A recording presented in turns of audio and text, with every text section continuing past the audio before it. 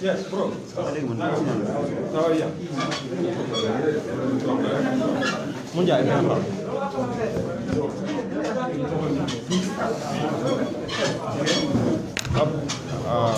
Munjay, nañu permettre.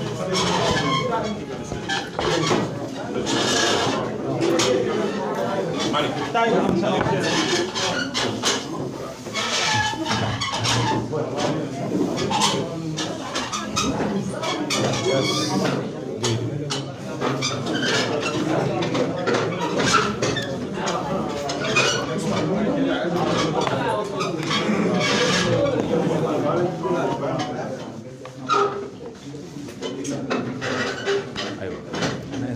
Donc, salam alaikum à tous. Est-ce que tout le monde est prêt?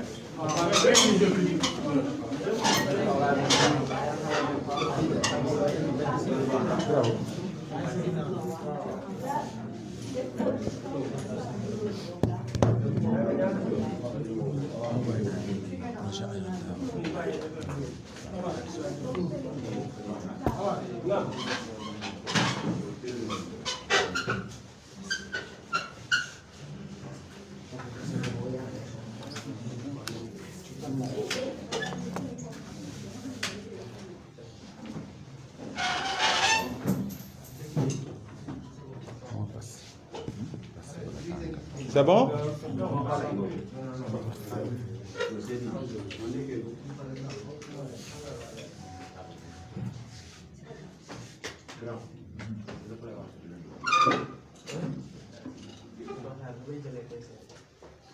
Bon, on va commencer, hein? Ok.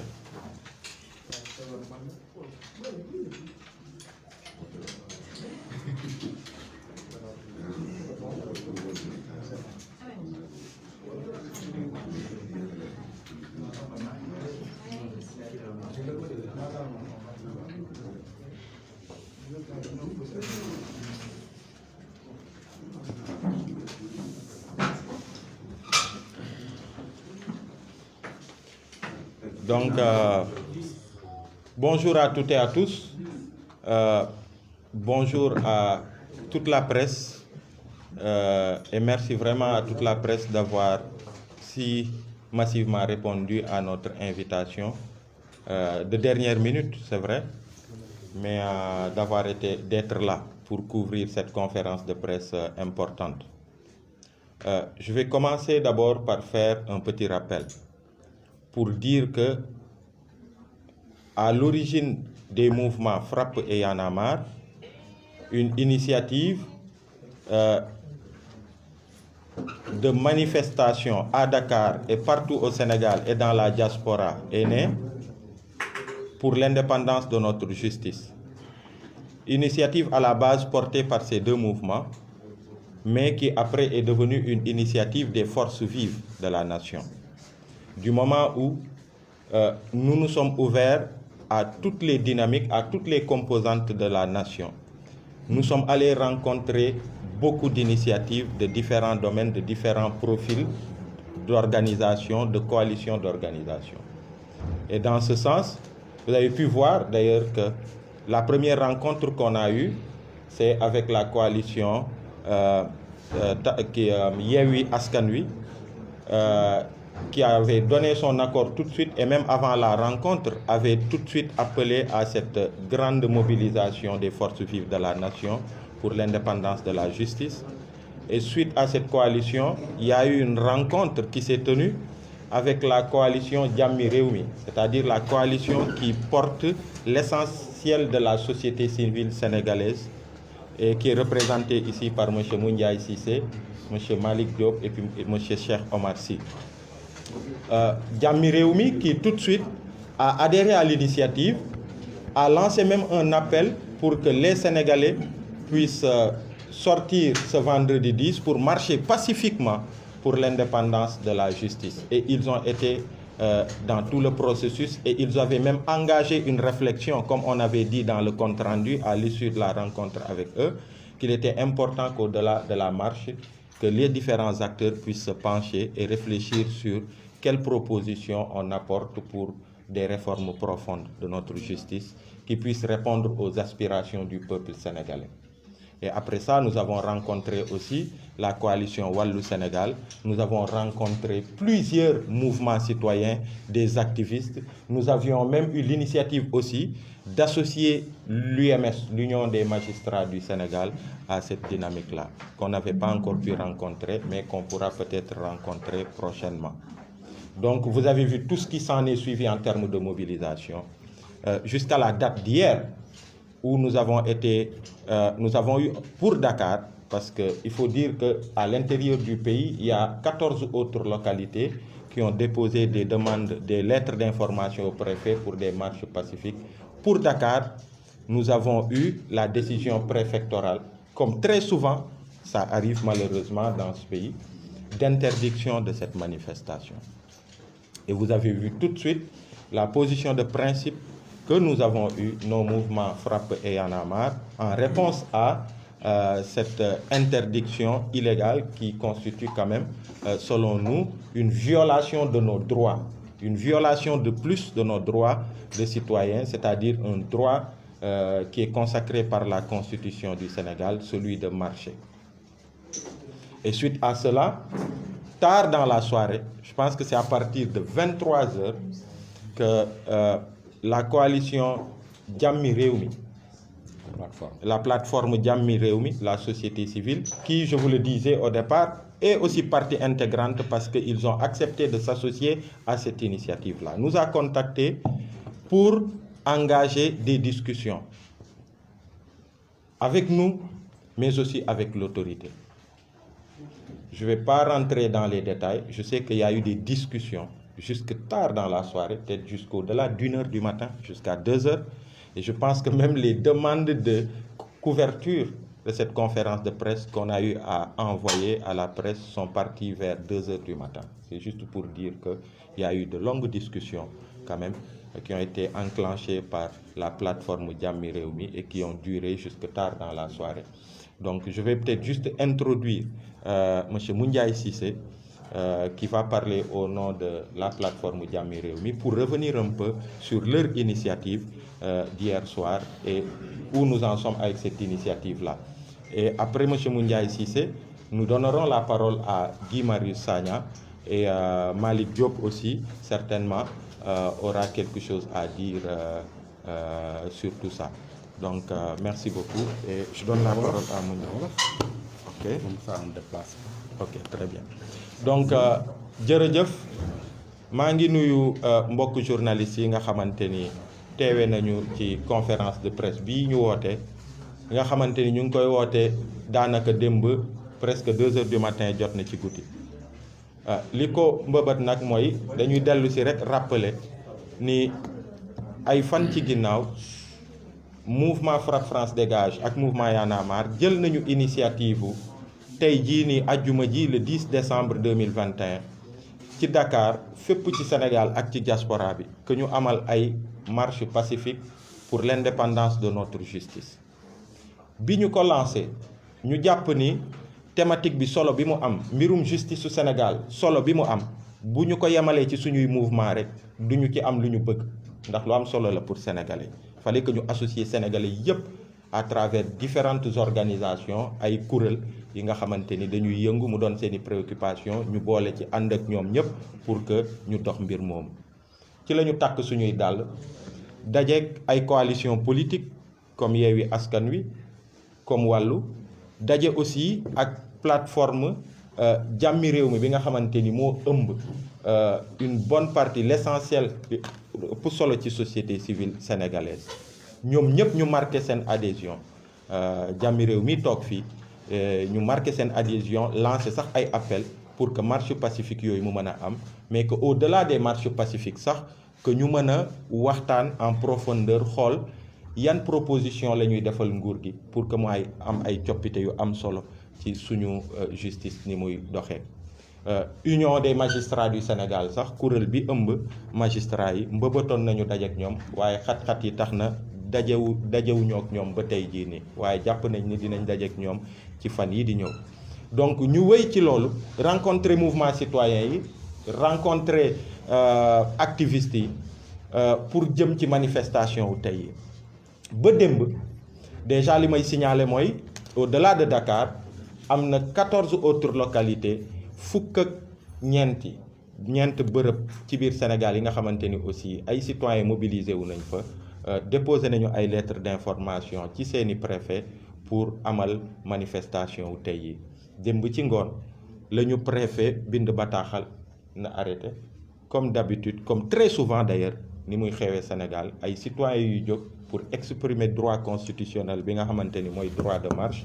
autorité bi tere ko te du ko teg ci lenn li nga xamante ni mun nañ ko nangu donc ci loolu la ñu nag FRAPP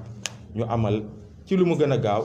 benn live bi ñu diffuser sur Facebook pour joxe suñu position ne ni loolu nanguwuñ ko ndax marche pacifique droit la bi nga xamante ni constitution wu Sénégal moom moo ñu ko jagleel te du ñu nangu encore une fois de plus droit boobu ñu koy bañal ci guddi gi nag bi ay 23h rek li tegu jotee ci la ñu plateforme jàmmi réew mi bi nga xamante ni comme ni ma leen ko waxee ci njëlbeen ay parties prenantes lañu ci biir processus citoyen bi ci lañ ñu contacter ne ñun de dañ bëggoon dox ay tànk bëggoon nañu vraiment amal ak yéen ay waxtaan mais aussi amal ak autorité bi waxtaan ci mbir mi nga xamante ni am na solo suñu justice su Sénégal la ñun ñëpp mu soxlaal ñun ñëpp ñu am yéenewu dox ci ay mbir pour que manifestation yi ñu mën a am mais au-delà des manifestations aussi ñu amal ay waxtaan yi nga xamante ni dina mën a jur ay propositions yu am njëriñ pour suñu justice donc du ma dugg ci biir damay jox rek Moundiaye Cissé kaddu gi pour que mu wax lu ñu jukkee ci loolu buñ jógee ci loolu Guy Marius Sagna aussi dina jël kaddu ak suñu frère Malick Diop aussi bi nga xamante ni mu ngi bokk ci coalition plateforme jàmmi réew mi pour que mu indi ci ay kaddu au nom de toute la plateforme bi nga xamante ni comme ni ma ko waxee mu ngi ëmb l'essentiel de la société civile sénégalaise jaa ngeen jëf mu njaay à toi la parole.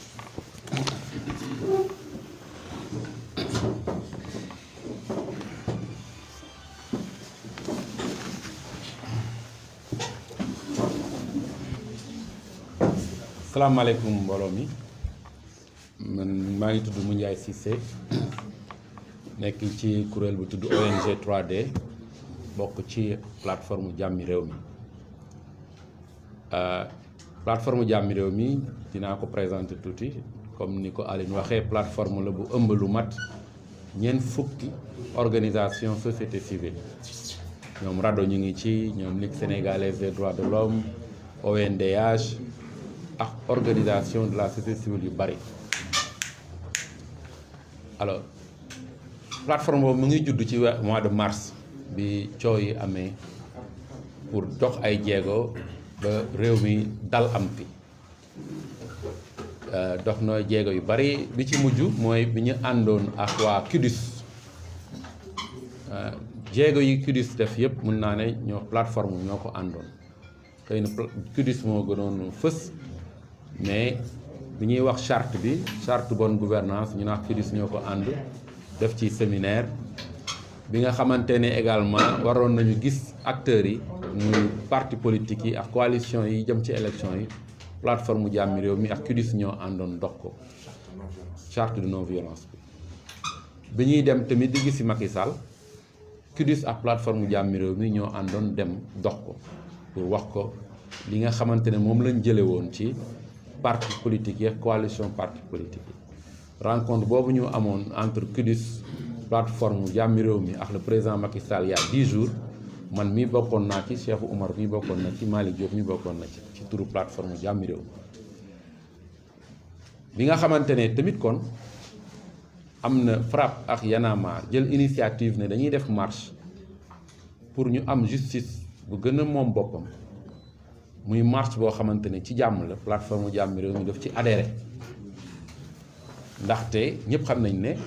suñu justice bi des na moom boppam waaye kuy dox pour jàmm munoo bokk ci marche boo xamante ne buñ ko teree day indi fitna donc biñ ko teree si la ñu jël ñun comme dañu bëgg participer ci marche bi te kuy àtti xuloo munoo xuloo si la ñu leen woo ne leen tey jii ministre de l'intérieur tere na marche bi su marche bi amee dina am fitna ndax dootul nekk bu waa marche bu pacifique li ñu mën a def mooy ngeen may ñu dox ay jéego waxaax autorité bi maanaam le ministère de l'intérieur ba nga xamante ne dinañ arriver à ce que mu nekk marche boo xamante ne du am fitna marche bu ñu autorisé bu boobaa alors ci loolu la ñuy waxaax ministre de l'intérieur waxaax ñoom et li ñu am ci ñoom sax dafa weesu suñu njort parce que jàpp naa ne dañ la doon wax ñu may ñu waxtaan ñu dem ba arrivé à ce que ñu nangul ñu toxal marche bi et may ñu mën a waxtaan encore gën a xóotal waxtaan yi ak ministre de l'intérieur gën a xóotal waxtaan yi ak ñoom ba ñu arrivé à ce que muy fan yi di ñëw peut-être ñu bu ñu jàppee weneen marche ñu mën ko autoriser donc loolu moo waral tey ji ñu ñëw tam fekk ci leen ci conférence de presse bi parce que jàpp nañ ne ñun ci biir lañ bokk dès lors que plateforme Jàmmi Réew mi adhéré na ci esprit marche pacifique bi loolu tax ñu teew ci conférence de presse bi wanal leen suñu adhésion encore à l'idée de cette marche pacifique pour arriver à une justice beaucoup plus indépendante loolu ci tënk moom laa ne naa ko wax ci wolof bu ma koy dax ci français mooy vous savez que y a une plateforme dénommée Jàmmi Réew mi qui a été mise en place depuis le mois de mars 2021. Cette plateforme est composée d'une quarantaine d'organisations de la société civile, dont la RADDHO, l'ONDH, la Ligue sénégalaise des droits de l'homme, Amnesty International, donc une quarantaine d'organisations de la société civile qui œuvrent pour des élections apaisées, qui œuvrent pour un climat apaisé au Sénégal. Cette plateforme a eu à prendre beaucoup d'initiatives au mois de mars et elle a continué à prendre des initiatives dont la charte pour la non-violence. L'idée de la charte pour la non-violence est une idée commune, CUDIS et plateforme Jàmmi Réew mi. Et c'est dans ce cadre que toutes les démarches ont été faites avec le CUDIS et la plateforme Jàmmi Réew mi pour aller recueillir les avis des partis et des coalitions de partis sur la charte de la non-violence. De la même manière, après avoir rencontré les coalitions de partis par rapport au projet de charte de la non-violence, après avoir recueilli donc leur feedback et leurs préoccupations, le CUDIS et la plateforme Jàmmi Réew mi ont rencontré le président de la République il y a une dizaine de jours. Moi-même, je faisais partie de cette audience, y compris mes collègues qui sont là. Et au cours de cette audience, on a interpellé le président Macky Sall sur les questions des manifestations non autorisées, sur les interpellations des manifestants et sur bien d'autres questions liées à tout ce qui peut générer la violence. Et maintenant, aujourd'hui, quand les mouvements Y'en a marre et FRAPP nous invitent à une marche pacifique, étant donné que la plateforme Jàmmi Réew mi œuvre pour tout ce qui est élection apaisée, tout ce qui est climat favorable à la paix la transparence et à une justice équitable, nous avons sans réserve adhéré à cette initiative-là. Mais quand l'initiative a été interdite, nous l'avons déploré d'abord, avant de prendre langue avec nos frères de Y'en a marre et de FRAPP pour leur demander de surseoir à la manifestation et de nous donner le temps de parler avec l'autorité afin qu'on discute avec l'autorité et avec eux-mêmes pour arriver à ce que cette marche soit autorisée quand une autre date sera choisie. Telle est l'économie des démarches que nous avons eues à faire depuis hier. Nous remercions le mouvement Y'en a marre et FRAPP pour leur esprit de grandeur, parce que ce que nous avons obtenu d'eux va au-delà même de nos attentes. Parce que l'idée, dans un premier temps, c'était juste de nous donner le temps de négocier, mais après, on a discuté jusqu'à ce qu'ils acceptent, sans aucune forme de pression, de surseoir à la marche et de nous donner le temps de discuter avec les autorités afin que, si une fois une autre date est choisie, éventuellement même avec un autre itinéraire, que cette marche-là soit autorisée. Voilà ce que je voulais partager avec vous en réitérant notre engagement et notre adhésion à l'initiative de cette marche pacifique, encore une fois, pour une justice beaucoup plus indépendante. Je vous remercie. Je donne la parole à M. Guy Marius Sagna.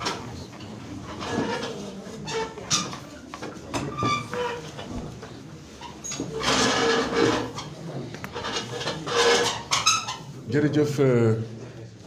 Moundiaye jërëjëf Cheikh Oumar jërëjëf Malick jërëjëf mbooleem membre plateforme Jàmmi Réew mi ci seen teewaay fii ci suñu conférence de presse bi ak jéego yi nga xam ne yaa ngeen koy dox depuis démb daanaka depuis ay bés kàddu yi taxawaay bi ak jéego yi day daal di wane ne li ngeen di wuyoo muy jàmmi réew mi yaa ngi ni góorgóorlu ngir fexe ba niroo ko mbokk yi ñu ngi leen di nuyu yéen ñëpp ci seen tur ak seen sant maa ngi tudd Guy Marius Sagna di wax ci turu Y'en a marre ak FRAPP.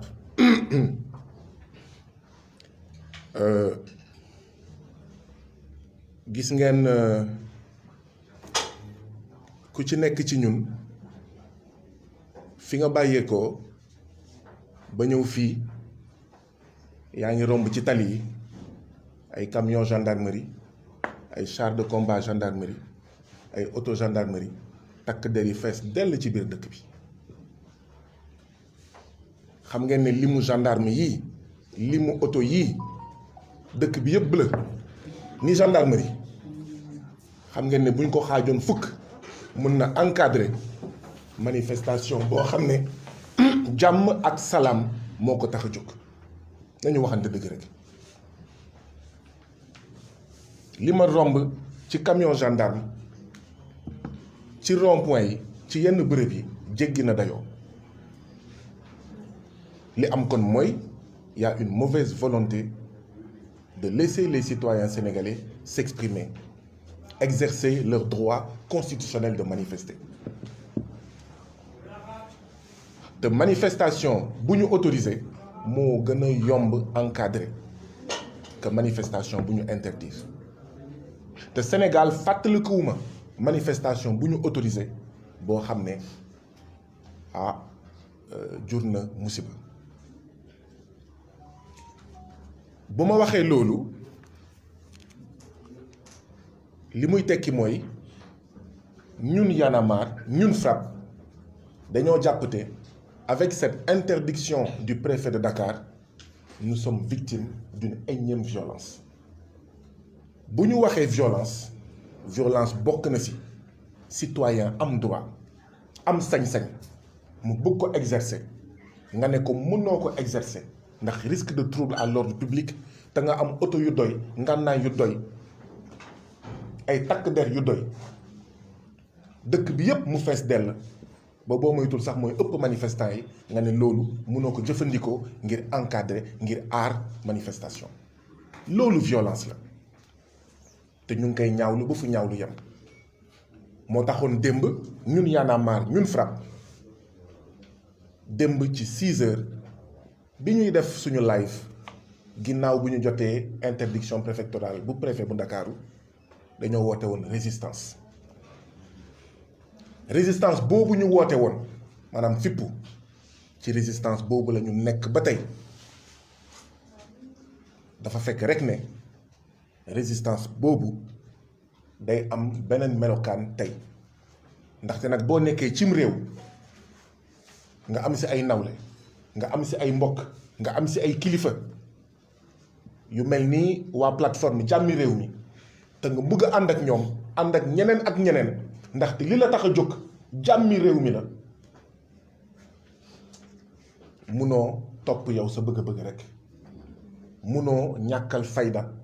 soofantal gis-gisu ñeneen ñi bu fekkee Sénégal moo ñu tax a jóg foog ñu déglu sénégalais yi te ci sénégalais yi waa plateforme jàmmi réew mi ci lañ bokk jàmmi réew mi nag mooy justice ñun Y'en a marre ak FRAPP dañoo jàpp ne réew mënul am jàmm te justice amu fa te yoon amu fa bu dee waa APR wala waa Bennoo Bokk Yaakaar ñuy def xawma seen pré-campagne di dox fu leen neex ba ci Dakar Plateau ñu ne am nañ sañ-sañ bi waaw doxantu yooyu lan moo ko wutale ak manifestation pacifique nañu waxante dëgg rek pré-campagne yi différentes coalitions yi di def ci gox-goxaan yi te commune bu Dakar Plateau élection locale am fa nit yaa ngi fay dox ak seen t-shirt ak seen flyers di fa pré-campagne loolu lan la ëppee solo wala lan la wutee ak manifestation dox la wax ji kay mooy kumba am ndey ak kumba amul ndey mooy justice bi nga xam ne ñun Y'en a marre ak FRAPP dañoo jàpp ne dañ ko tënk dañ ko jatan ñun nag lii ñu tax a jóg ànd ci tamit ak suñuy mbokk ak suñuy doomu ndey jàmmi réew mi ànd ci ak ñeneen te fan yii di ñëw dinañ ko gën a yaatal li ñu tax a jóg mooy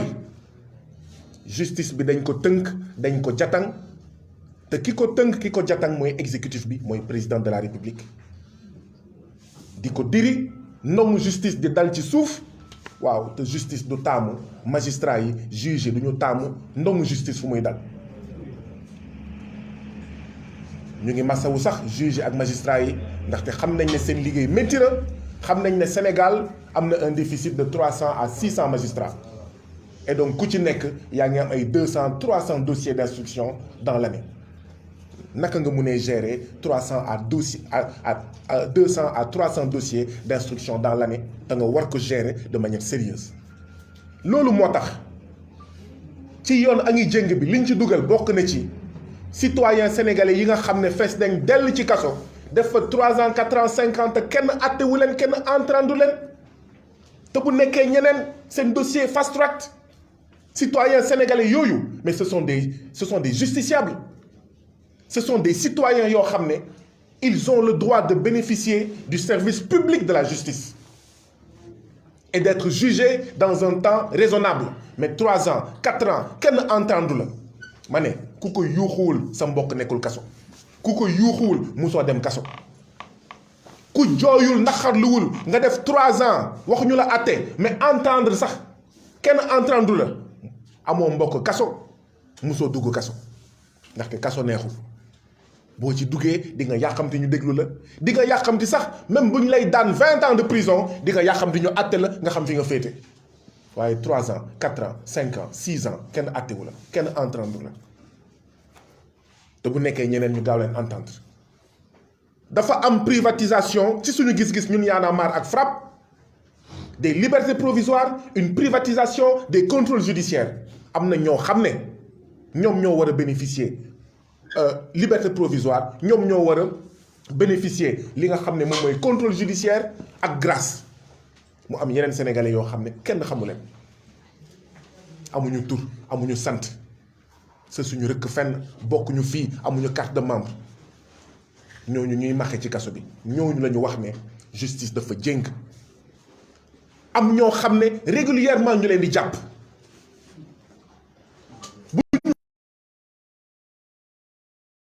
ñoo ànd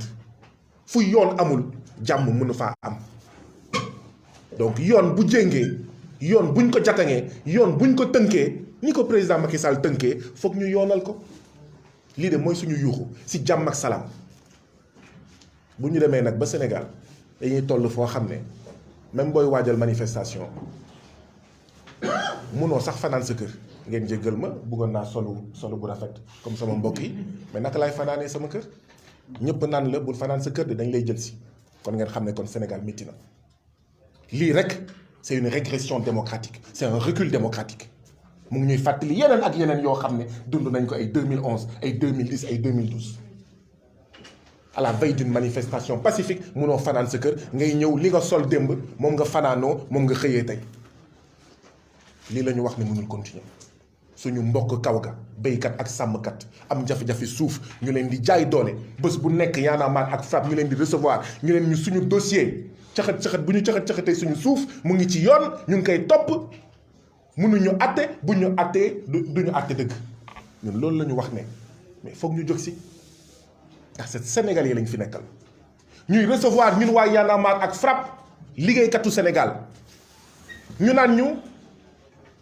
mais kuréel bu mel ni Transplast xam naa xale yi sax xamuñu ko 32 ans de procédure judiciaire ngeen foog ne dëgg la am na ñoo xam ne fàtte nañ luy Sotrac wala xamuñu luy Sotrac les travailleurs de la Sotrac depuis avant 2000 ñu ngi daw ci ay indemnité ak yeneen ay SIAS ak ay NSTS ak ay ñeneen ak ñeneen yoo xam ne boo limee turu entreprise yooyu kenn xamu leen 10 ans 20 ans 30 ans 32 ans de procédure judiciaire duñ la àtte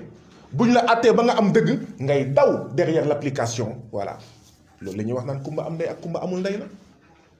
waaye ay bu nekkee Khalifa Sall wala Karim Wade ay bu nekkee kilifa mais kaawu kilifa ñoom ñett lañu ci benn dossier moom kilifa moom Thier moom Simon ñu libéré ñépp ba mu des moom ngeen fa ne loolu dëgg la mu mel ni ñun buñ ñu jàppee buntu palais présidentiel juróom-ñett lañ woon xaw ma juróom-ñeent ñu libéré ñépp ba mu des man mais loolu waratul am ma def 3 mois kaso ñeneen ñi def 1 mois kaso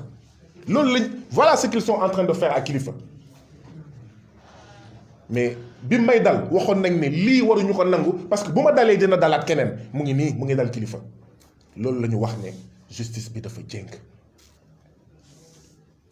député yi trempé mouillé dans des nu ñu koy waxatee trafic de passeport diplomatique la justice se hâte lentement waaye ay bu nekkoon Ousmane Sonko bi mu nekkee Khalifa Sall bi mu nekkee Karim Wade ana 25 nit yi nga xam ne ñoom la ñu yóbbu woon seen tur ca CREI yi dafa mel ni kenn rek lañ ci topp loolu mënul continuer justice xam ngeen nu mu sant Sénégal du mujj fenn loolu moo war a jeex justice noo tudd du mujj fenn noo sant du mujj fenn loolu la ñu wax ne bu ñu moytuwulee sénégalais yi dinañ fajal seen bopp te février ak mars li fi xewoon te mu tax suñu mbokk yi taxawal seen kuréel bu am solo boobu ñuy woowee plateforme jàmmi réew mi bokk na ci li jur les événements tragiques de février et mars dernier mbiru justice bokk na ci ay réew Afrique yoo xam ne fitna bu fa amee jur fa musiba boo xam ne kenn mënu ko xayma mbiru mais conseil constitutionnel wala décision de justice ñu ngi jëm ci élection locale mais justice mooy joxe naan diw moo gagné diw moo gagné ñu ngi jëm ci coowal 3e candidature justice moo nar a ne kan mooy nekk candidat kan moo nekkul candidat kon mel na ni ñun ñëpp citoyen sénégalais munoo yeewu ba heure bi ngay fanaan te doo jànkonteel mbiru justice journaliste yi ñaata lañ leen dóor fu mu mujj du mujj fenn lii mooy l'image de la justice sénégalaise donte greffier yi ñu ngi góorgóorlu juge yi ñu ngi góorgóorlu magistrat yi ñu ngi góorgóorlu mais justice bi dañ ko tënk dañ ko jatan moo tax ñun waa Y'en a marre ak FRAPP ñu ne dafa jot ñu fecci justice du Sénégal ñu jatang justice Sénégal ñu tinki justice Sénégal ñu libérer justice Sénégal moo taxoon ñu ne dañuy tàllal loxo bépp citoyen sénégalais boo xam ne am nga mbokk kaso yàgg na fa kenn attewu ko kenn entendre ko ñu ngi lay tàllal loxo ñu def benn say képp kuy béykat sàmmkat ci Sénégal ñuy caxat-caxatee sa suuf depuis ay at mënuñu la atte bu jaar yoon ñu ngi lay tàllal loxo képp kuy travailleur collectif de travailleurs syndicat boo xam ne 10 ans 20 ans 30 ans yaa ngi daw mënoo am dëgg boo amee dëgg mënuñu ko appliquer ñun Y'en a marre ak FRAPP ñu ngi lay tàllal loxo ak ñoom seen ñu def benn say xool naka la ñuy organiser ay lël. Est-ce que assise nationale de la justice lañ koy woowee est-ce que état généraux de la justice lañ koy woowee ngir xalaat génnee bépp xalaat boo xam ne jiitu na tey xaw ma ndax CNRI xaw ma ndax les assises nationales waxtaan na ci wàllu justice ak yeneen muy ay réflexion yu am solo yoo xam ne ay sénégalais defoon nañ ko ñu wëyal réflexion bi xool nu ñu koy adapté ak tey xool naka la ñuy jatangee justice Sénégal parce que nous sommes tous en danger nous sommes tous en sursis. lii dal Khalifa Sall lii dal Kilifeu lii dal keneen ak keneen mun na dal keneen ak keneen mënuñu nag nekk ci réew moo xam ne waa FRAPP dañuy dem ñani ñu dóor leen saaga leen xëpp leen suuf ñu porter plainte depuis le mois de mai mais plainte bi du mujj fenn loolu ku mu neex wax dëgg yàlla doo nit ñun naxari nañu ñun ñëpp ni mu naxari Sénégalais yi mais lii c'est de l'insécurité juridique c'est de la violence juridique judiciaire lii la ñu wax ne ci jàmm ak salaam dañ ciy waxtaan waaye ñaar waxtaan ci waaye tamit dox ci donc résistance bi kon day continuer waxtaan bi day dal di continuer dinañ dem seeti syndicat yi dinañ dem seeti liggéeykat yi dinañ dem seeti suñu mbokk kaw gi ñëpp ñi am ay collectif ñu ngi leen di tàllal loxo pour dajeek ñoom les familles de détenus ñu ngi leen di tàllal loxo dinañ waxtaan ak ñoom dinañ waxtaan ak centrale syndicale yi dinañ continuer waxtaan ak parti politique yi ak société civile yi ngir def benn say ñun nag Y'en a marre ak FRAPP jàppale leen ñu comme ay facilitateurs donc dañuy yombal processus boo xam ne li ko tax a jóg mooy benn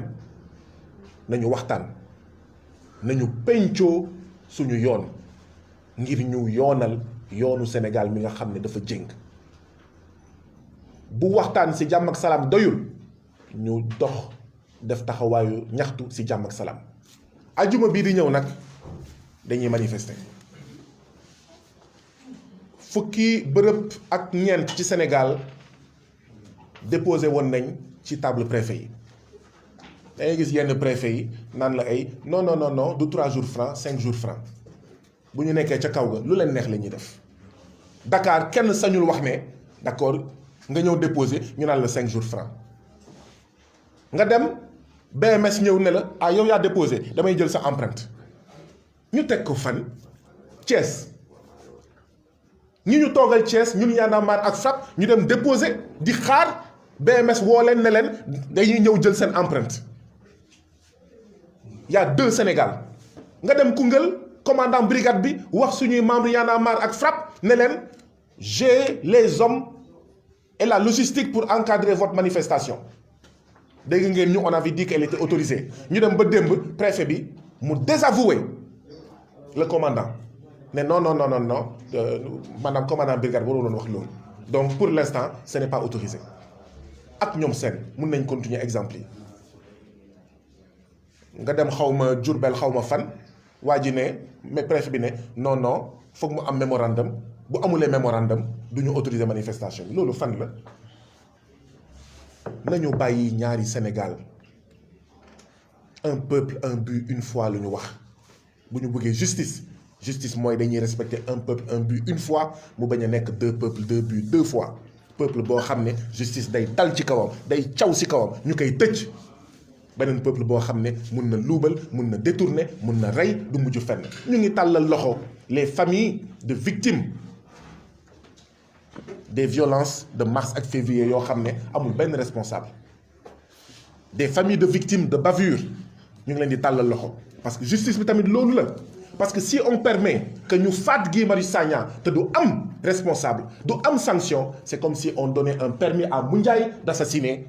Thiat wala Aliou Sané du soxor du dara si on permet au policier Guy Marius Sagna d'assassiner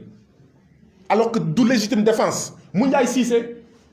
te du mujj fenn c'est comme si on accordait un permis de tuer au policier Guy Marius Sagna mu assassiné Cheikh Oumar mu assassiné Malick mu assassiné Aliou mu assassiné xawma Xooxaan mu assassiné xawma et cetera et cetera loolu la ñu wax ne justice et paix donc vendredi dinañ def sax lu gën a simple parce que xëy na ci wàllu guerre cible buy déplacé wu moo gën a métti topp donc ñun dinañ yombal sax préfet bi ministre de l'intérieur ak président Macky Sall mbir yi fii ci Dakar rassemblement la ñuy def rassemblement boo xam ne Sénégalais yépp yi am problème de justice ak yi am gis-gis ci yoon nu muy doxee di leen jox kàddu gi sur un point statique. Vendredi rassemblement la ñuy def dans les heures à venir Y'en a marre et FRAPP dinañ communiquer ci lieu boobu fan la bërëb ban waxtu la donc nous allons faire un rassemblement parce que ñun comme ni ñu ko waxee il y a le temps de la réflexion il y a également le temps de l'action ñaar yooyu la ñu bëgg a boole donc ajjuma manifestation lay doon ngir wane suñu naxar suñu méttit waaye tamit suñu inquiétude suñu tiitange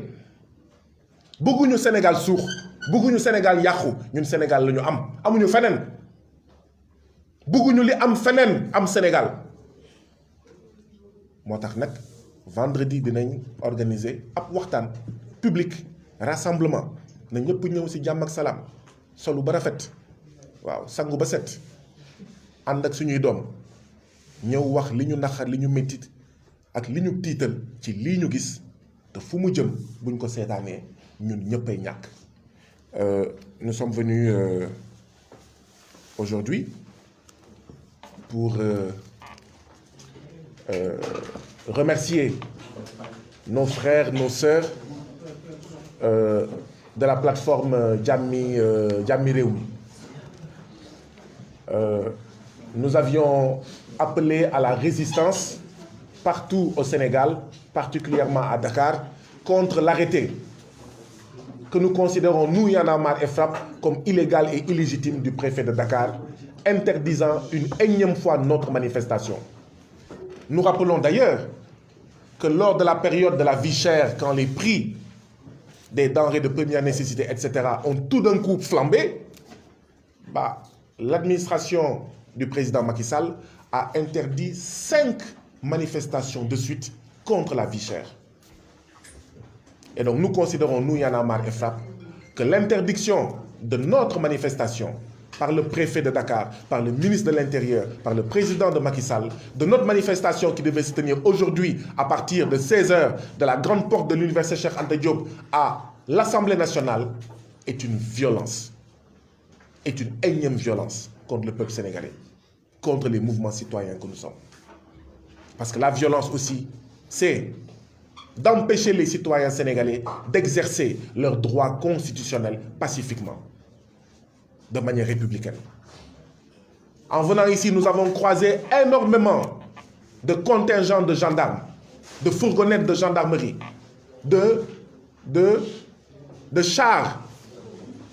Et nous pensons que le 10e de ces forces qui ont été mobilisées et qui sont aujourd'hui à travers les rues et les ronds-points de Dakar, le 10e de ces forces aurait pu suffire à encadrer notre manifestation pour qu'elle se déroule sans heurts, dans la paix et sans violence. Nous pensons donc que ce n'est pas le manque de moyens. Et c'est d'ailleurs l'occasion d'interpeller le président de la République Macky Sall. Pourquoi il ne déploie pas cette police et cette gendarmerie qu'il déploie pour essayer de tuer dans l'œuf nos manifestations? Pourquoi il ne les déploie pas quand il y a des matchs de football, quand il y a des combats de lutte? Pourquoi? Est-ce que cette police et cette gendarmerie ne servent qu'à casser de l'opposant, qu'à tenter de briser de l'activiste? Mais cette police et cette gendarmerie doivent être au service du peuple sénégalais. Les Sénégalais sont inquiets, se posent des questions. Pourquoi ces forces-là ne sortent que quand les mouvements citoyens font des manifestations? Pourquoi ces forces-là ne sortent que quand les hommes politiques font des manifestations? Pourquoi on ne les sort pas pour servir au peuple sénégalais et donc encadrer les combats de lutte, encadrer les matchs de football afin d'éviter ces tragiques événements où nos enfants, où nos petits frères perdent la vie comme cela? Il faut utiliser la police et la gendarmerie du peuple sénégalais pour le peuple sénégalais. Et donc, ils auraient pu encadrer notre manifestation. Ça n'a pas été fait. Ça veut dire que tout simplement, ce n'est pas les moyens qui manquent, mais c'est la volonté qui manque.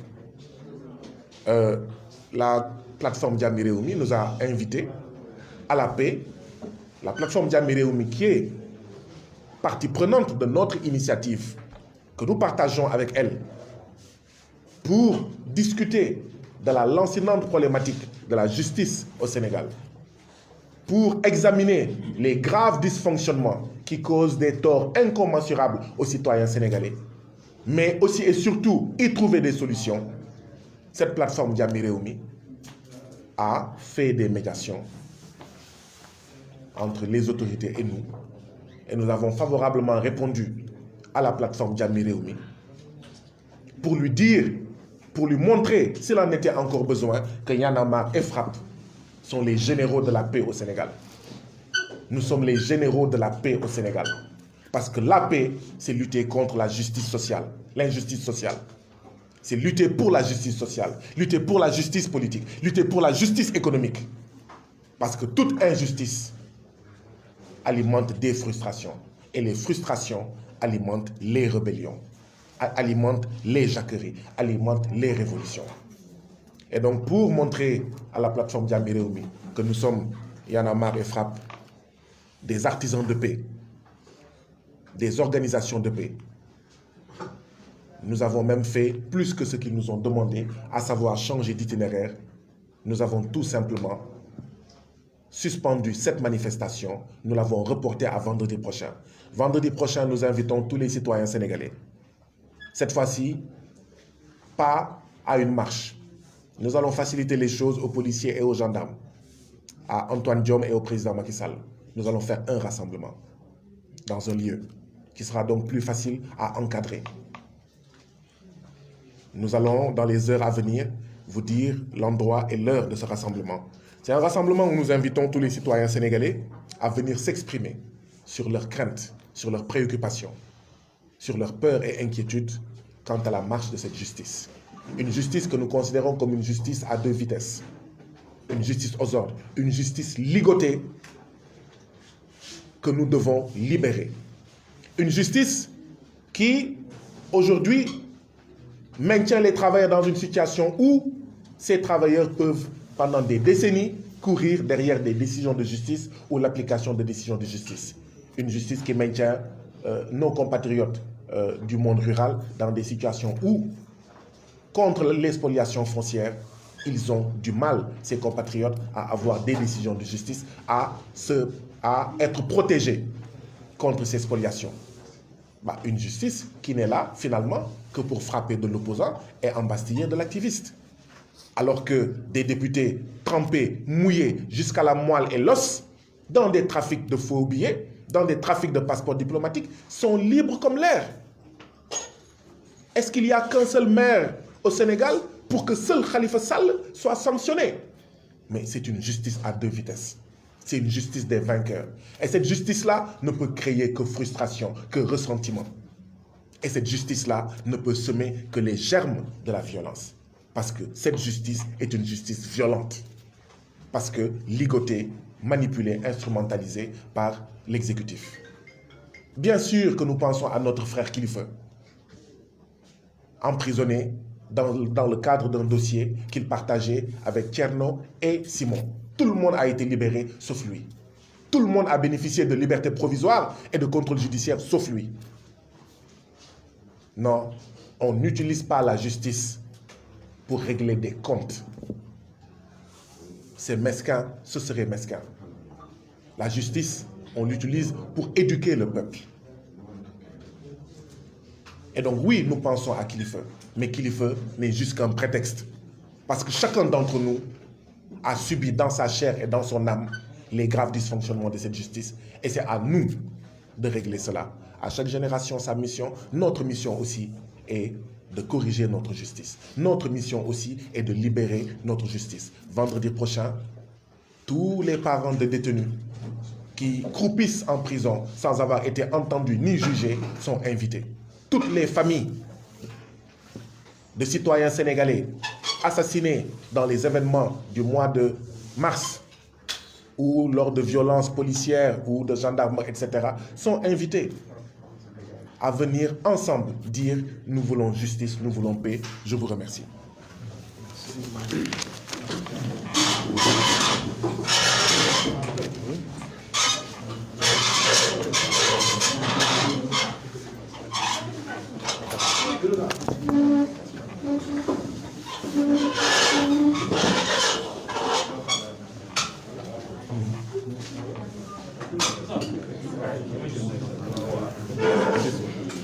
Bonjour à tout le monde. Juste un message, c'est de dire que nous sommes dans un état de droit, nous sommes dans un état démocratique et normalement cette conférence n'aurait pas eu lieu dans ces contextes-là. Parce que dans un état de droit, la liberté de manifester est garantie. Gagnez,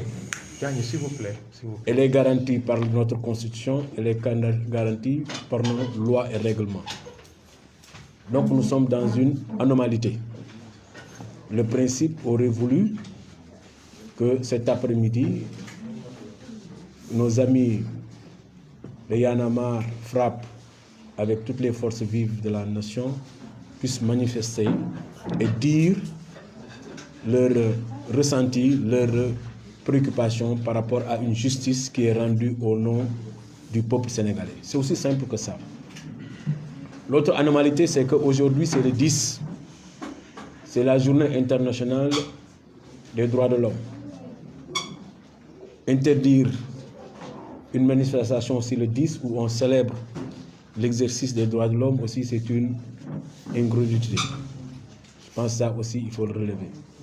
Mais je pense que nous avons tous cette mission au sein de la plateforme Jàmmi Réew mi pour transformer cette anormalité à un simple exercice des libertés. Nous allons poursuivre ce travail. Nous allons essayer de voir aussi avec les autorités pour qu'on règle définitivement ces questions de marche d'autorisation. Je pense qu'on doit avoir suffisamment d'intelligence, du sens du réparti pour arriver à un climat une relation beaucoup plus civilisée entre les autorités et les populations ou les mouvements activistes, les mouvements de la société civile. Ce travail, nous allons le poursuivre. Pour que ce climat de paix, ce climat de non-violence puisse s'instaurer définitivement. Je pense que c'est cette culture que nous devons semer dans nos pratiques, cette culture que nous devons semer dans l'exercice des fonctions publiques. Et je pense que c'est important. Et aujourd'hui, la leçon est venue aussi du mouvement Y'en a marre, est venue aussi de FRAPP. Parce qu'ils ont eu la grandeur, l'esprit de dépassement pour dire que pour maintenir cette situation, ce climat de paix, nous renonçons à notre droit. Ça, c'est fondamental. Et ce renoncement, c'est à nous maintenant de le préserver et de transformer ce renoncement pour qu'il soit un principe définitivement et durablement ancré comme pratique. Et ça, c'est important. Et nous y travaillons activement pour réfléchir ensemble au-delà de la dénonciation de cette justice qui est, qu'on le veuille ou non, une large majorité des populations ont ce pressentiment que cette justice n'est pas à la hauteur des attentes. Qu'on puisse approfondir la réflexion avec tout ce qui a été fait depuis les assises, la CNRI, depuis les travaux de l'UMS et toutes les réflexions